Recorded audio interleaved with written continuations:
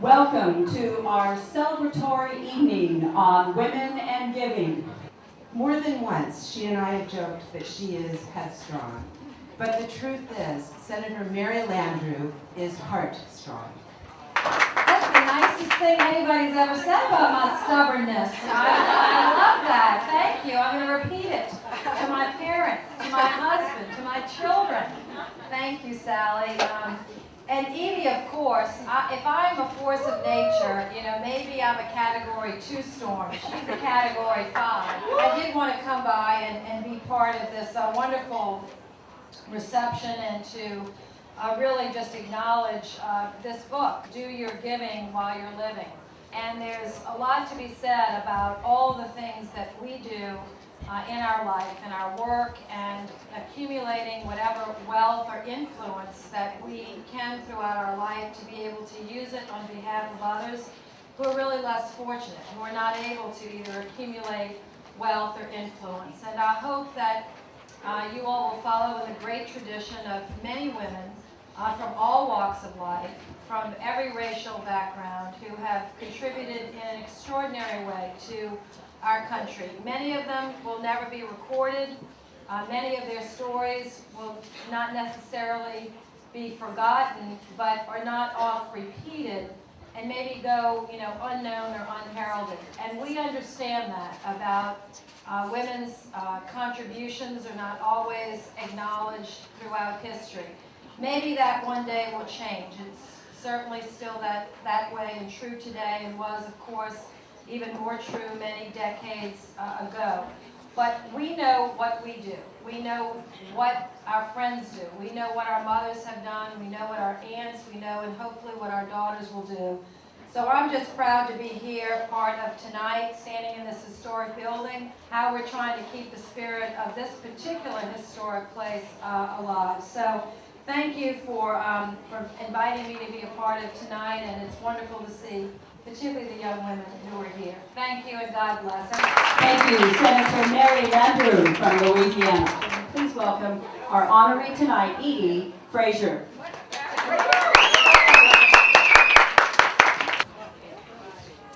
How does everyone feel about giving?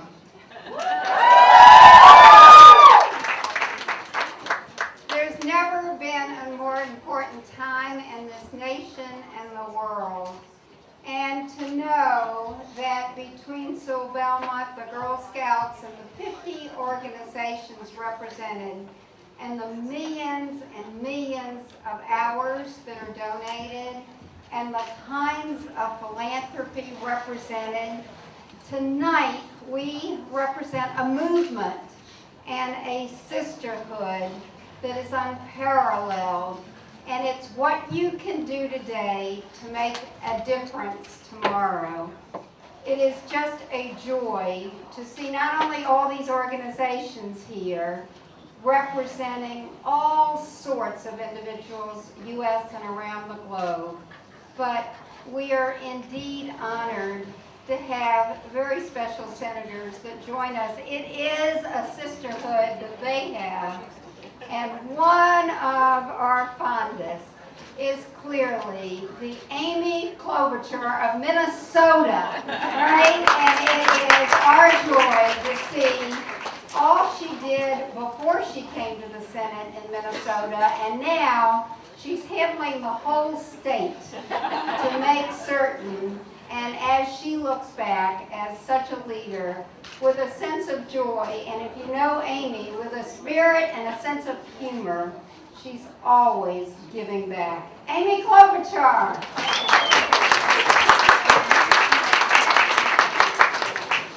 Well, thank you. What a wonderful group. It was great to see Edie, of course, what a leader, and my good friend Mary. I'm excited to be here. My state loves to give. We're always ranked as one of the highest states for volunteers in the state of Minnesota.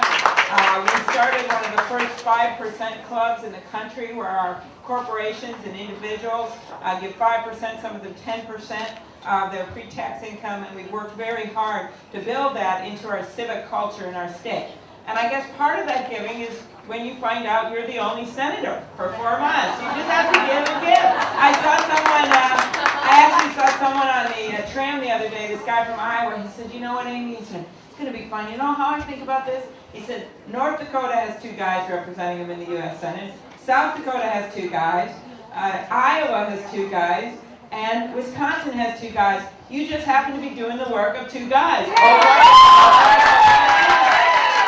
But I think you all know that we are in incredibly challenging times right now in this country. And history will judge whether we've been right or wrong, whether we've been courageous or timid. And a lot has to do how we treat the people in our country, how we treat the people in need. I have heard time and time again from people in my state. People who say they put their kids to bed and then they wake up in the morning and have their heads in their hands because they don't know how they're going to make ends meet with their 3 kids. That's why what you do is so incredibly important. So I will end with this story as I look out at all of you and think about what you've done. This happened a long time ago when my daughter was in the church play, the Christmas pageant, and she was only 4 years old, and we're sitting in the pews and we're watching the rehearsal, and she's supposed to be the angel. And I say, this is like the coolest part you've got. You're going to be the angel. I don't want to be the angel. I go, well, why not? She goes, I want to be the donkey. And you see now there's these 2 teenage boys looking all awkward in this hot donkey costume. I don't want to be the donkey. Well, how about this? No, I just don't want to be the angel. And I finally said, why don't you want to be the angel? And she looks way at the top of the church, and she says, because I don't know how to fly. And I looked at her, I said, you know what, honey? Not all angels fly. And that's what I say to you today. Not all angels fly. You are angels for so many people that you have never met, whether you're volunteering, whether you're giving contributions, whether you're there to help. So I want to thank you from the bottom of my heart for being angels for all of us. Have a great evening. I see my great friend Debbie Stabenow is here. Thank you. Senator Debbie Stabenow from Michigan. Thank you. I'm so glad that all of you are here. And knowing Edie as well as I do, knowing that she wrote a book about giving while you're living is not a surprise to me, because that's really what we're all called to do, right? Is to look around, see what we can do, to get engaged and do what you can do to make a difference. That's really what it's about. That's what calls me and so many of my colleagues into public service. I'm very proud of the fact that one of the things we've gotten done in the first 100 days was to pass a national service bill. Yay! Named after the great Edward Kennedy, who is the epitome of service and giving back. And that bill shows a new kind of value in terms of reaching out, whether it's AmeriCorps, whether it's other kinds of public service areas. So let me just close with this. My favorite saying that I keep up on my refrigerator is, I am only one, but I am one. I can't do everything, but I can do something. Lord, help me to do that which I can do. Everybody here can do something. And all of those things together will create a better world. We know what women can do together. Hey, Carrington from Sewell-Belmont and her whole team, thank you. To congratulate Edie for this outstanding book. I just want to read you 2 sentences from the book because it really brings together some of the most important lessons of my life and why I'm in public service. Edie says, as individuals we face daily choices. We can either let society exist as it does, with so many people lost and forgotten, or we can choose to light this world with the sunshine of service. All of us have that in our hearts. We know fundamentally that when we help other people, we know we're doing what we've been put on this planet to do. So I want to thank you for supporting Edie, thank you for being here, and thank you for all the work we do every day to make a difference. I'm so happy Edie is a supporter of NoLimits.org, headed by Ann Lewis.